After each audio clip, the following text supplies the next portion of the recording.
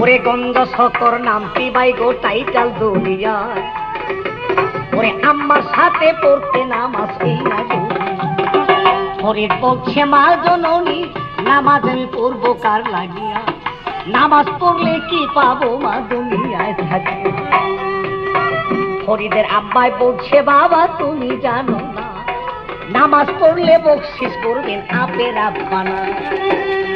ওরে নামাজ পড়াইতে মাই গো কি কর্ম করিল